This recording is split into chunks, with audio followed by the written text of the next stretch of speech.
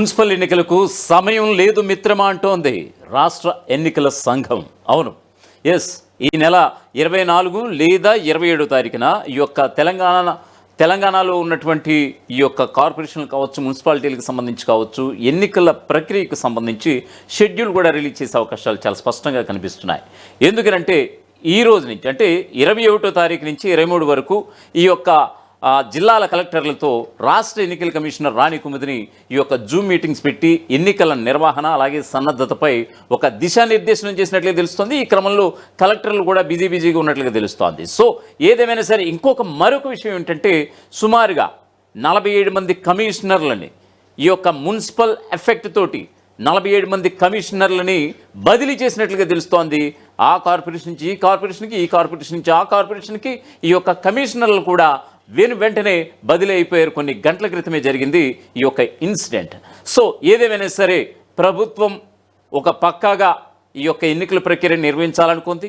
దానికి అనుగుణంగా రాష్ట్ర ఎన్నికల సంఘం కూడా ఆ మేరకు అధికార యంత్రాంగంతో చకచక పనులు సాగిస్తున్నటువంటి పరిస్థితి. ప్రస్తుతం ముఖ్యమంత్రి అయితే దావోస్లో ఉన్నారు, బిజినెస్ సమ్మిట్లో పాల్గొన్నారు.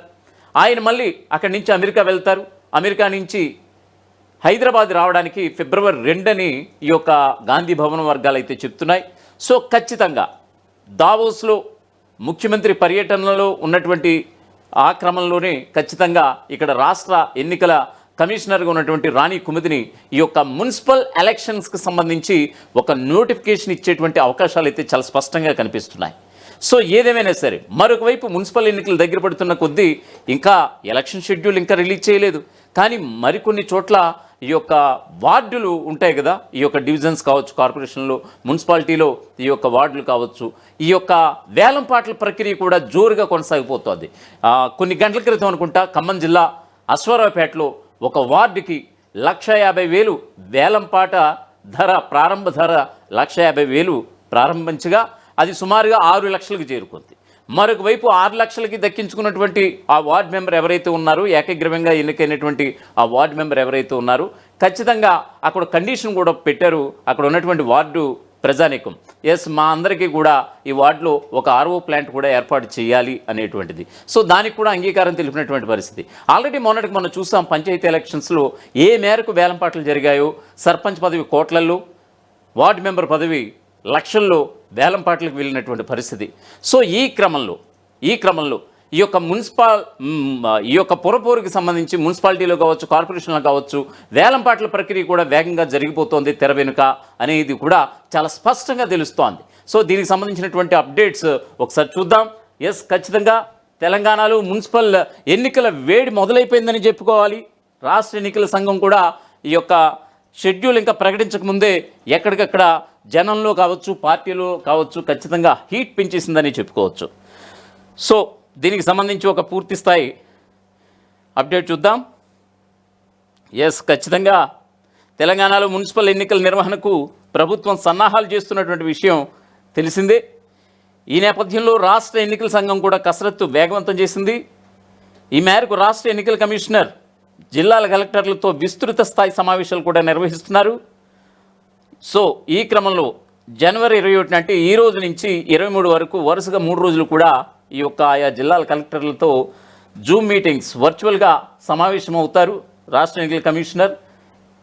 జనవరి 24 లేదా 27న ఈ యొక్క షెడ్యూల్ కూడా రిలీజ్ చేసే అవకాశాలు కూడా కనిపిస్తున్నాయి.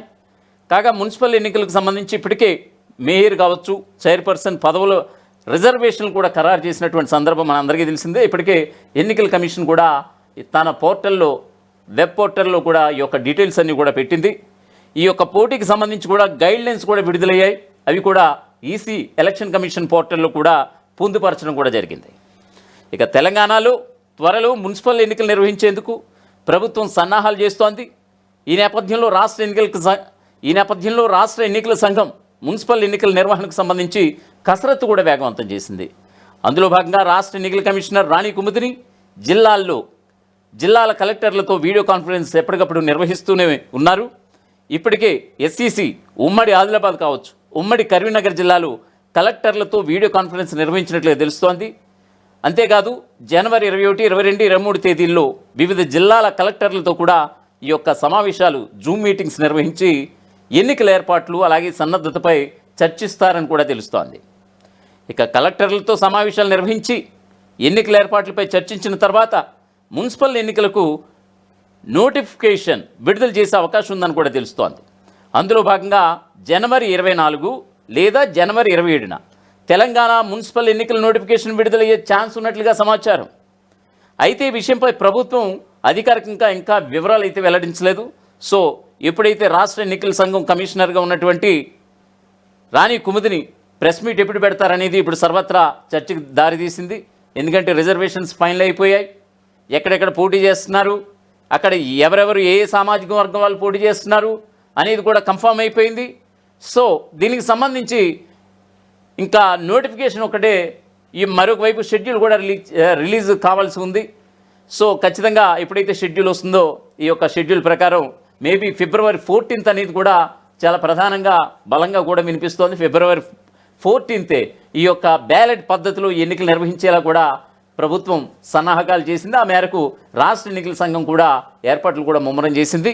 సో ఫిబ్రవరి 14 నాడే ఈ యొక్క తెలంగాణ వ్యాప్తంగా ఉన్నటువంటి 127 మున్సిపాలిటీ 10 కార్పొరేషన్లకు సంబంధించి ఫిబ్రవరి 14న అని మెజారిటీ వర్గాలు అయితే అభిప్రాయపడుతున్నాయి. సచివాలయ వర్గాలు కావచ్చు, ఇటు గాంధీ భవన్ అధికారిక మీడియా పరంగా కూడా కావచ్చు, వాటెవర్ ఇవన్నీ కూడా చూస్తే ఫిబ్రవరి 14న తెలంగాణలో మున్సిపల్ పురపోరు జరగబోతుందని అంటే ఒకే విడతలో, అది కూడా మర్నాడే ఫలితాలు వచ్చేలాగా ఫిబ్రవరి 14న ఎలక్షన్స్, ఫిబ్రవరి 15న ఈ యొక్క ఫలితాలు రిలీజ్ అయిపోయేలాగా ప్రణాళికలు కూడా సిద్ధం చేసుకున్నట్లు తెలుస్తుంది. అయితే ఇప్పటికిప్పుడు ఈ ఎన్నికలు ఎందుకు జరపాల్సి వస్తుంది అని అంటే కనుక 15వ ఆర్థిక సంఘం నిధులు సుమారుగా ఇంచుమించుగా 500 నుంచి 600-700 కోట్లు కేంద్రం నుంచి రావాల్సి ఉన్నాయని కూడా తెలుస్తోంది. సో ఖచ్చితంగా ఈ ఎన్నికలు నిర్వహిస్తే ఆ యొక్క బకాయిలు అయితే వస్తాయి కేంద్రం నుంచి.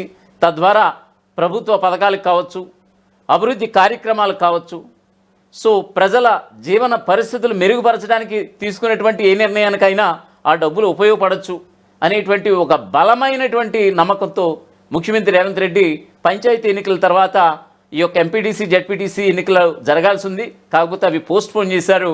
అవి పోస్ట్పోన్ చేస్తూ ఈ యొక్క పొరపోరుకి తెరదీసినటువంటి సందర్భం. ఇటీవల మేడారం సమ్మక్క సారలమ్మ జాతరలో జరిగినటువంటి రాష్ట్ర మంత్రిమండలి సమావేశంలో మున్సిపల్ ఎన్నికల నిర్వహణకు తెలంగాణ ప్రభుత్వం గ్రీన్ సిగ్నల్ ఇచ్చింది. ఈ మేరకు ఫిబ్రవరి నెలలో ఎన్నికలు జరపాలని నిర్ణయిస్తూ ఎన్నికల సంఘానికి ప్రభుత్వం లేఖ కూడా రాసింది. దీంతో ఎన్నికల నిర్వహణ ఏర్పాట్లను ఎలక్షన్ కమిషన్ వేగవంతం చేసింది.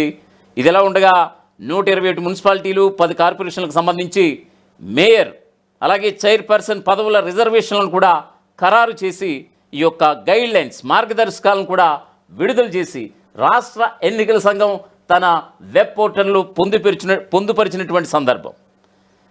మున్సిపల్ ఎన్నికలను ఒకే విడతలో నిర్వహించేందుకు సర్కార్ సిద్ధమవుతోంది. అభ్యర్థుల అర్హతలు, నిబంధనలు, వ్యయ పరిమితులపై రాష్ట్ర ఎన్నికల సంఘం గైడ్లైన్స్ కూడా విడుదల చేసింది. పారదర్శకతను పెంచేందుకు నిబంధనలను కఠినతరం కూడా చేసింది. మార్గదర్శకాల ప్రకారం కార్పొరేషన్ అభ్యర్థులకు 10 లక్షలు, గ్రేడ్ 1 మున్సిపాలిటీలకు 5 లక్షల వరకు వ్యయ పరిమితిని విధించింది ఎన్నికల సంఘం. అందులో భాగంగా అభ్యర్థులు నామినేషన్ వేసే ముందు ప్రత్యేక బ్యాంక్ అకౌంట్ ఓపెన్ చేయాలి. అందులో ఎన్నికల ప్రచారానికి ఉపయోగించేటువంటి ఫ్లెక్సీలు కావచ్చు, సోషల్ మీడియాలో ప్రకటనలు కావచ్చు, ఈ యొక్క క్యాంపెయినింగ్లో భోజనాలు అలాగే వాహనాల ఖర్చులు కావచ్చు, ఈ ఖాతా ద్వారానే లెక్కించాల్సి ఉంటుంది. మున్సిపల్ ఎన్నికలకు సమయం దగ్గర పడుతున్నటువంటి సమయంలో రాష్ట్రంలో రాజకీయ వాతావరణం ఒక్కసారిగా వేడెక్కింది. ఇప్పటికే కాంగ్రెస్ ఇన్ఛార్జీలు కూడా ప్రకటించింది. మరొక వైపు బీఆర్ఎస్ కూడా సిద్ధమవుతోంది. అంతేకాదు జనసేన పార్టీ కూడా ఎన్నికల్లో పోటీ చేస్తామని ప్రకటించగా కవిత నేతృత్వంలోని తెలంగాణ జాగృతి నేతలు కూడా పోటీ చేస్తారని అయితే వార్తలు ఒక్కసారిగా గుప్పుమన్నాయి. ఈ నేపథ్యంలో ఈ ఎన్నికలపై సర్వత్రా ఆసక్తి నెలకొంది. ఇదిలా ఉంటే మున్సిపల్ ఎలక్షన్ ఎఫెక్ట్తో సుమారుగా రాష్ట్ర వ్యాప్తంగా 47 మంది మున్సిపల్ కమిషనర్లని బదిలీ చేసినటువంటి సందర్భం. ఇది కూడా కొన్ని గంటల క్రితమే జరిగింది. దీనికి సంబంధించి ఒక అధికారికంగా కూడా ఒక ఉత్తర్వులు కూడా వెలువడ్డాయి. రాష్ట్రంలో రాబోతున్నటువంటి 2వ సాధారణ మున్సిపల్ ఎన్నికల నేపథ్యంలో ప్రభుత్వం భారీగా మున్సిపల్ కమిషనర్లను బదిలీ చేస్తూ ఉత్తర్వులు జారీ చేసింది. ఎన్నికల ప్రక్రియను నిష్పక్షపాతంగా పారదర్శకంగా నిర్వహించాలన్నటువంటి ఎన్నికల కమిషన్ గైడ్లైన్స్కి అనుగుణంగా ఈ నిర్ణయం తీసుకున్నట్లుగా ప్రభుత్వ వర్గాలు అయితే చెబుతున్నాయి. ఈ మేరకు మున్సిపల్ కమిషనర్ల బదిలీలకు సంబంధించి పురపాలక పరిపాలనా శాఖ కార్యదర్శి టీకే శ్రీదేవి జీవో నెంబర్ 87 కూడా విడుదల చేశారు. సొంత జిల్లాల్లో పనిచేస్తున్నటువంటి వారు ఒకే చోట సుదీర్ఘకాలం పనిచేస్తున్నటువంటి అధికారులను పరిపాలనా కారణాలతో పాటు పదోన్నతులపై మొత్తం 47 మందిని బదిలీ చేసింది. దీనికి సంబంధించింది అయితే ప్రభుత్వం కావచ్చు, రాష్ట్ర ఎన్నికల సంఘం కావచ్చు, ఎక్కడికక్కడ పక్కా ప్రణాళికతో ముందుకు పోతున్నట్లుగా తెలుస్తోంది. ఈవేళ రేపు ఎల్లుండి జనవరి 21 నుంచి 23 వరకు ఆ యొక్క జిల్లాల కలెక్టర్లతో ఎప్పటికప్పుడు జూమ్ మీటింగ్స్ ఏర్పాటు చేసి ఎన్నికల సన్నద్ధతకు సిద్ధమవుతున్నటువంటి అధికార యంత్రాంగం అనే ఒక ట్యాగ్లైన్గా మనం దీన్ని చూడొచ్చు. ఈ యొక్క కలెక్టర్లతో మీటింగ్ అయిపోయిన తర్వాత అంటే 23 వరకు జిల్లాల కలెక్టర్లతో మీటింగ్ ఉంటుంది. దాని తర్వాత 24 ఈ యొక్క 24న నోటిఫికేషన్ విడుదల చేసే అవకాశాలు కనిపిస్తున్నాయి. ఒకవేళ 24న కాకపోతే మధ్యలో 2 రోజులు మినహా అయితే 27వ తారీఖునైనా సరే నోటిఫికేషన్ వచ్చేసే అవకాశాలు చాలా స్పష్టంగా కనిపిస్తున్నాయి. మరీ ముఖ్యంగా ఫిబ్రవరి 14న, ఎందుకంటే ఫిబ్రవరి 2న దావోస్ పర్యటన ముగించుకుని దావోస్ నుంచి అటుగా అమెరికా వెళ్తున్నటువంటి ముఖ్యమంత్రి రేవంత్ రెడ్డి అక్కడి నుంచి అమెరికా నుంచి నేరుగా హైదరాబాద్కి ఫిబ్రవరి 2న వస్తారు. సో ఖచ్చితంగా ఫిబ్రవరి 14న ఎలక్షన్ ప్రక్రియ అంతా కూడా ముగిసేటట్టు. ఎందుకంటే ఫిబ్రవరి 3వ తారీఖున జడ్చర్లలో సీఎం రేవంత్ రెడ్డి మున్సిపల్ ఎన్నికలకు సంబంధించి పొరపోరుకు సంబంధించి ఆల్రెడీ భారీ బహిరంగ సభ ఇప్పటికే ఏర్పాటు చేసుకున్నటువంటి విషయం తెలిసిందే. తొలి వెలుగు ప్రత్యేకంగా కూడా కొన్ని రోజుల క్రితమే ఈ విషయాన్ని కూడా వెల్లడించింది. సో ఏదేమైనా సరే అధికార కాంగ్రెస్ ఈ యొక్క పొరపోరుకు సై అంటోంది. మరొక వైపు పొత్తులతో కాదు సింహం సింగిల్గానే వస్తుంది అని అంటూ కూడా ఇటు ప్రతిపక్ష బీఆర్ఎస్ ఘంటాపథంగా చెప్తోంది. సో దీనికి సంబంధించి పొరపోరులో ఎవరు విన్నర్ అవుతారు, ఎవరు రన్నర్ అవుతున్నారు, ఖచ్చితంగా 127 మున్సిపాలిటీల్లో ఎవరిది మెజారిటీ స్థానాలు దక్కే అవకాశం ఉంది. ఖచ్చితంగా మీ యొక్క కామెంట్ అయితే ఈ యొక్క కామెంట్ బాక్స్లో మీ యొక్క అభిప్రాయాన్ని అయితే తెలియపరచండి. అసలైన తొలి వెలుగు. ఫాలో వాట్సాప్ @తొలి వెలుగు official.